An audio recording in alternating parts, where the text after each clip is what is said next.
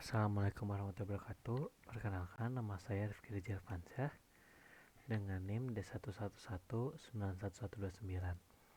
Di sini saya akan menjelaskan tentang RESTful API. Nah, sebelum itu saya akan jelaskan sedikit ada apa saja di sini.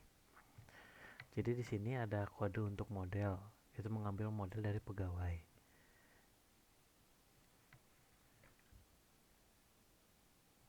Model pegawai. Nah, di sini nanti dia bisa nge-select A berdasarkan ID, berdasarkan jabatan, atau save, update, serta delete di sini semua. Kemudian contohnya saya mengambil data pegawai, kemudian di get all.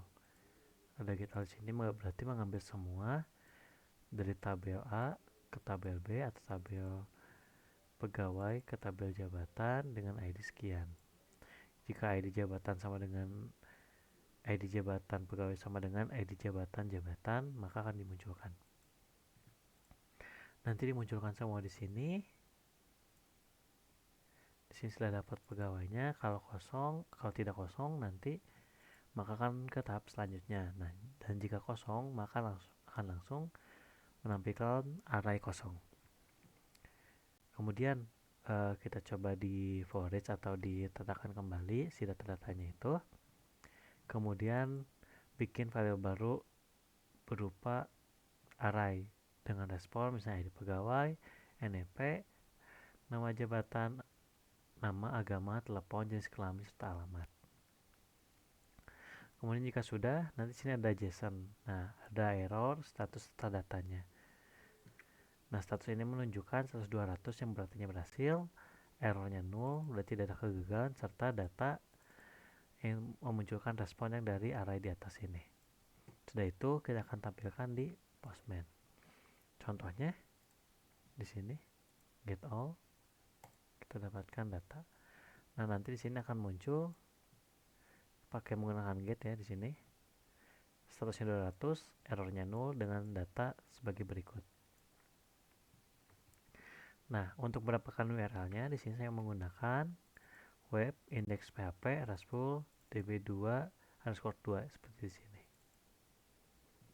Kemudian selanjutnya ke get pegawai.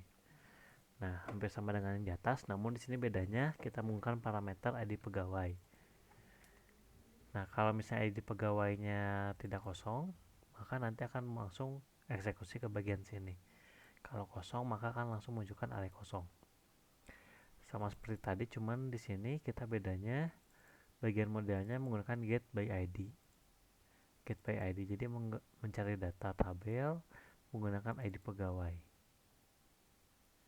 Menggunakan parameter ID pegawai. Nanti memunculkan kembali ID pegawai sampai ke alamat. Setelah itu, nanti JSON-nya akan menampilkan data. Kita kasih contoh di sini. Nah, di sini parameternya yang beda itu ada sebuah ID pegawai. Jadi kita get pegawai, di sini get pegawai, ada ID pegawai. Nah, ID pegawai ini akan dimasukkan ke sini. Contohnya ID pegawai 11. Kita bisa lihat di localhost-nya, ID pegawainya 11. Kita send, maka akan muncul seperti ini. ID pegawai 11, NIP sampai ke alamat. Setelah itu, masuk ke bagian add pegawai atau menambah pegawai. Nah, di sini kita menggunakannya itu menggunakan URL form and code. Nah, di sini ada di bagian body. Nah, di sini kita akan masukkan NIP sampai ke alamatnya secara manual. NIP-nya berapa, ID jabatannya berapa, nama, agama, telepon, jenis kelamin, serta alamat.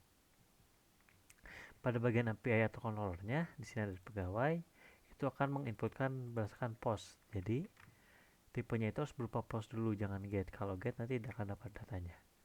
Post, menggunakan NIP, ID jabatan, sampai ke alamat.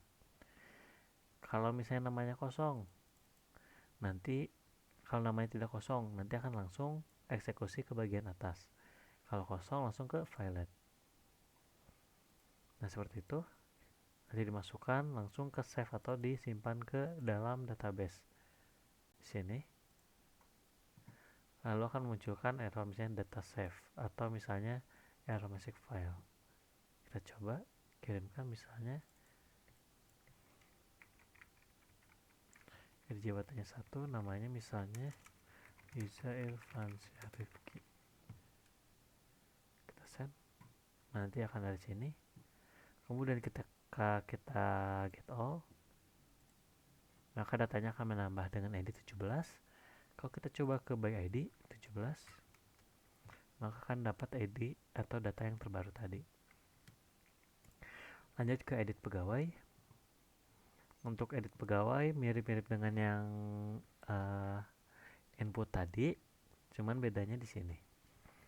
Ketika kita coba edit pegawai, menunjukkan ID pegawainya berapa, lalu kita akan mendapatkan input berupa NIP sampai alamat yang baru. Dari NIP sampai alamat yang baru dengan metodenya post. Sini post. Nah, kalau datanya tidak kosong, maka akan mengganti nih dari NIP sampai alamat yang baru. Kemudian diupdate. Nah, untuk bagian update sini, kita lihat di controllernya.